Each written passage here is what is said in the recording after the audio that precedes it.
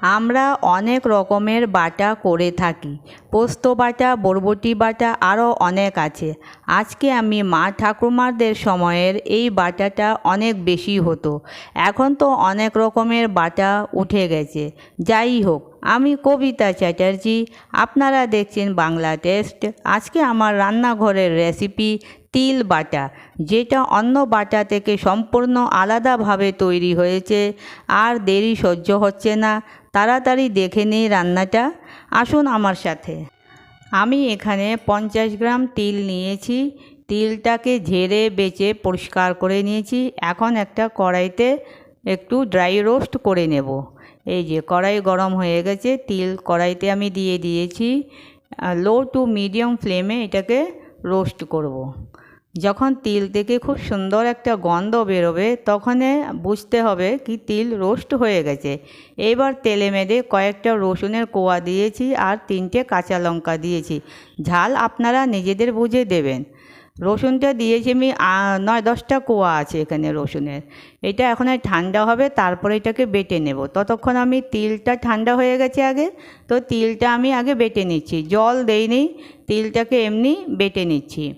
আর এইসব যে বাটা আমরা খাই, এটা হাতে বেটে নিলেই বেশি স্বাদ হয়, মিক্সিতে বাটলে বেশি স্বাদ হয় না।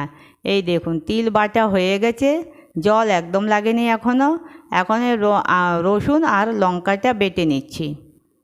কাঁচা লঙ্কাটা, রসুন আর কাঁচা লঙ্কা বেটে নিচ্ছি, কেন কি ওর মধ্যে একটু তেল আছে, ওর সাথেই হয়ে যাবে। ওই যে 2 চামচেরও কম আমি অল্প একটুখানি জল দিয়েছি, বাস, আর জল লাগবে না। এতে আমার তিল বাটা সম্পূর্ণ হয়ে যাবে।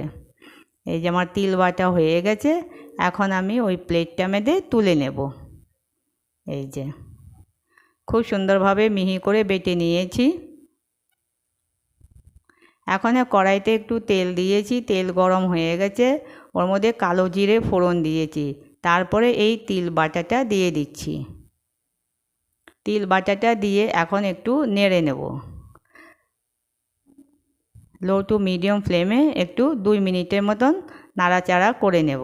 তাতে এত সুন্দর একটা কালো জিরের ফ্লেভার আসে, তাতে অনেক ভালো লাগে।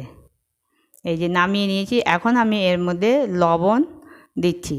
আন্দাজ করে আপনারা লবণ দিয়ে দেবেন। আর একটু সর্ষের তেল, কাঁচা তেলের একটা আলাদাই ফ্লেভার হয়, নাকে ঝাঁঝ লাগে, তখন খেতে যা ভাল লাগে না। আর সাথে আরেকটা একটুখানি কাঁচা লঙ্কা, যারা শুকনো লঙ্কা খায় তারা শুকনো লঙ্কা নেবে। আমরা তো আর শুকনো লঙ্কা খাই না, তাও কাঁচা লঙ্কাটাই ইউজ করি বেশি। এই যে তেল আর লবণটা একটু মিক্স করে নিলাম।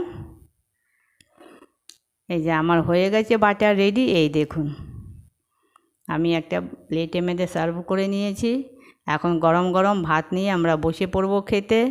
আপনারাও এরকম করে বাটাটা তৈরি করবেন আর একটু কড়াতে নেড়ে নেবেন। খুব সুন্দর, খুব ভালো, একদম টেস্টি লাগে খেতে।